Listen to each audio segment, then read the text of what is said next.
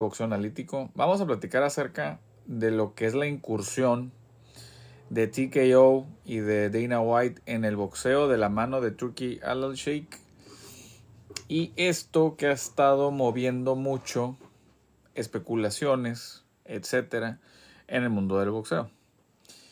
Para serles bien honesto, sí, si bien es cierto, cuando entran nuevos jugadores por la puerta grande, normalmente tiende a ser algo pues impactante, se empiezan a mover fichas, hay peleadores que se salen de donde estaban o de sus establos para buscar oportunidades. Siempre eso es normal y nos podemos ir un poco al pasado.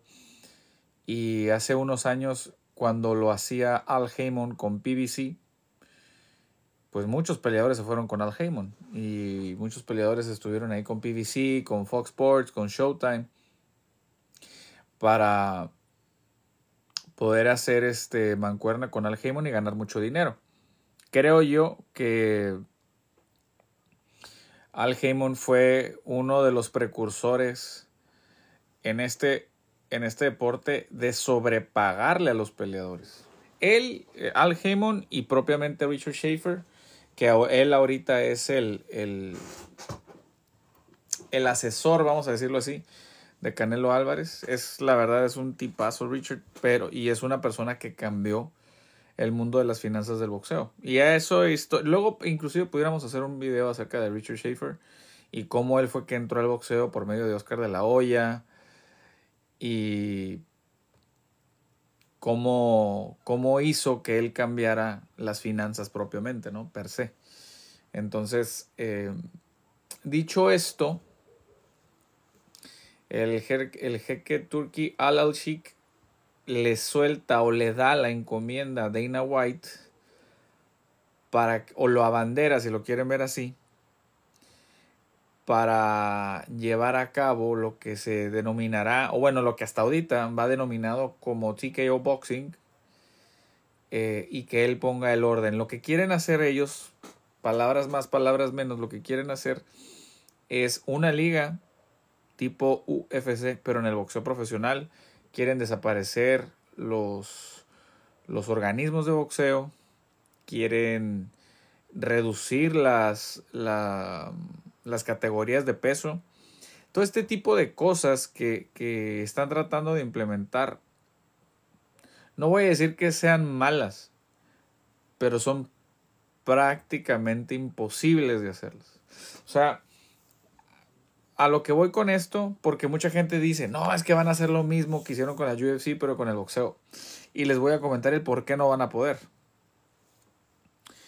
El boxeo profesional, con las reglas de Queensberry Rules, con las del Marqués de Queensberry, de manera profesional tienen alrededor de 170 años. Esas reglas. Tienen 170 años las reglas como tal. El boxeo tiene más tiempo existiendo. Ahora, las artes marciales mixtas como tal, después del Valetudo, o sea, tienen apenas unos escasos 30, 32 años, y todavía de esos 30, 32 años son 25 o menos que las regulaciones han ido cambiando poco a poco y que han estado de una manera un poquito más estables.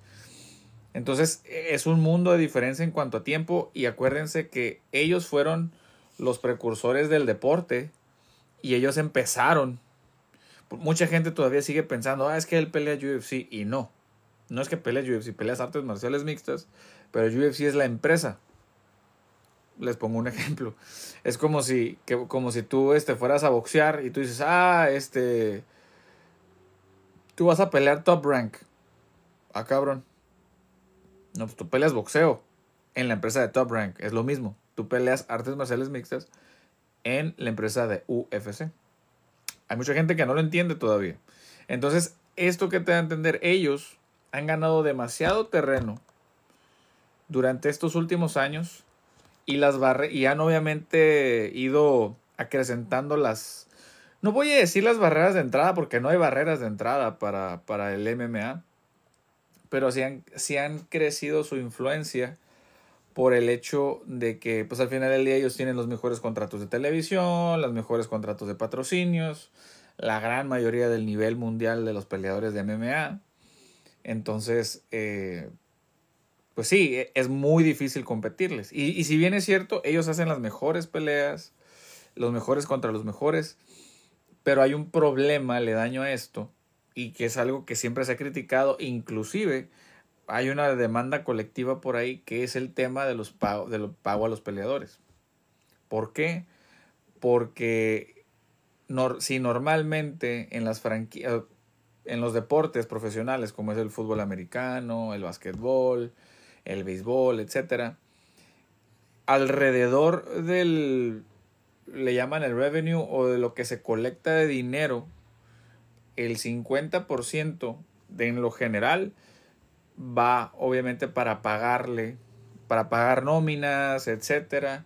O sea, al final del día el jugador en promedio se termina quedando con o sea, con el 50% de lo que entra, con muchas deducciones, etcétera, y hay mil y un cosas que van antes de, pero es el 50%. Ahora, en el UFC es solamente el 15%, del 15 al 18%, entonces es un mundo de diferencia. Y la UFC cada vez hace más dinero, y eso sí, cada vez le va pagando más a sus peleadores, pero en proporción de dinero de que hacen ellos a los peleadores es muy muy poco. Entonces puede que sí se genere un tema, porque por ejemplo, yo les voy a poner un ejemplo muy claro, ¿no? Ya ni siquiera me voy a ir al tema de Canelo en el boxeo, ni Conor McGregor en el UFC. Les voy a poner, por ejemplo, un Israel Adesanya.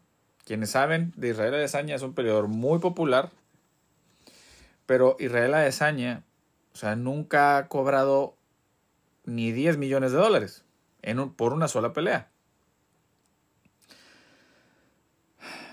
Y una pelea muy mediática que él tuvo fue contra la de Alex Pereira, tanto la primera como la segunda. Ahora, ustedes ponen, no sé, a pelear a Gervonta Davis contra un Lemon Roach, o contra ¿qué te gusta? Inclusive contra un Ryan García. Gervonta Davis no le dieron ni a Ryan García, le dieron 10 millones de dólares. Les dieron mucho más. Entonces, no sé si me dé a entender qué es lo que se quiere llegar con esto. O sea, ellos quieren eliminar los organismos para ellos hacer su propio título, y que bajo sus propias condiciones estos peleadores estén disputando ese título. Es muy complicado, es muy, muy, muy complejo. La verdad no creo que lo vayan a lograr. Y si lo llegan a lograr, muy probablemente no nos toque verlo, porque es muchísimo tiempo y dinero que se le tiene que invertir. Exageradamente mucho dinero. Pero muy probablemente ellos tengan no que una fórmula, pero sí quizás un mecanismo que vayan a aplicar para poder tratar de hacer los mejores contra los mejores. A ver, también existe otra cosa.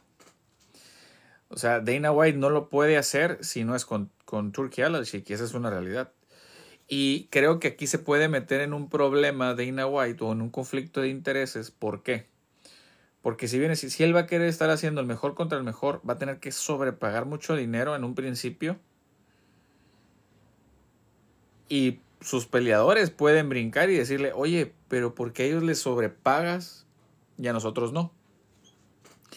Y él ya no se puede excusar en el tema del pay-per-view, porque UFC vende muchísimo pay-per-view. En promedio vende mucho pay-per-view por cada evento que hace.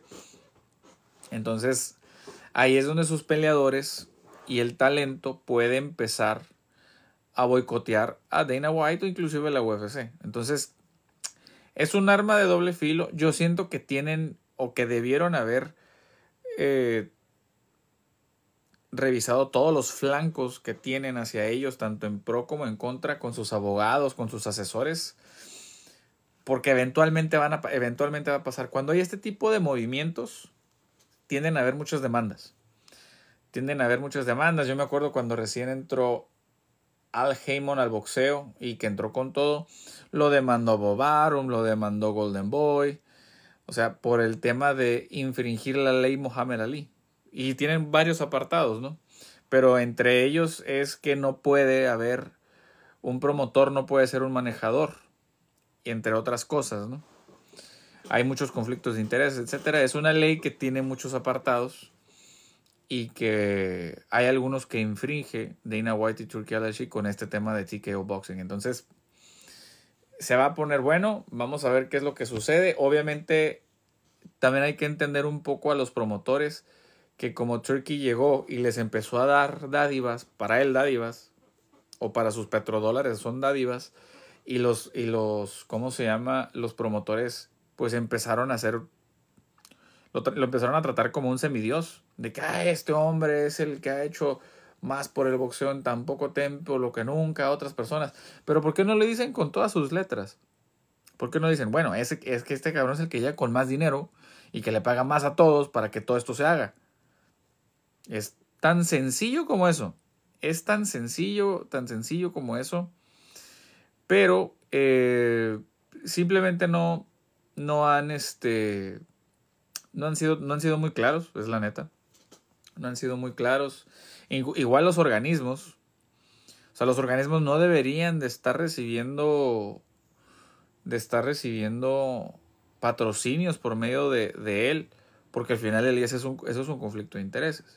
O sea, él como promotor te va a dar a ti un patrocinio cuando tú eres el organismo que regula el campeonato que va a disputar tu campeón y tu retador. O sea, no tiene sentido.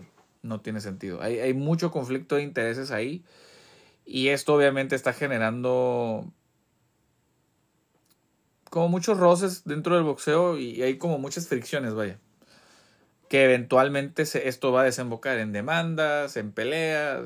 Van a pasar muchas cosas. Definitivamente, van a pasar muchas cosas. Voy a empezar a leer sus comentarios, denme un momentito. Denme un segundo. A ver. Saludos, Fax. Dice... se me perdieron. Armando Armente dice, bro, ¿quiénes crees que sean los dos peleadores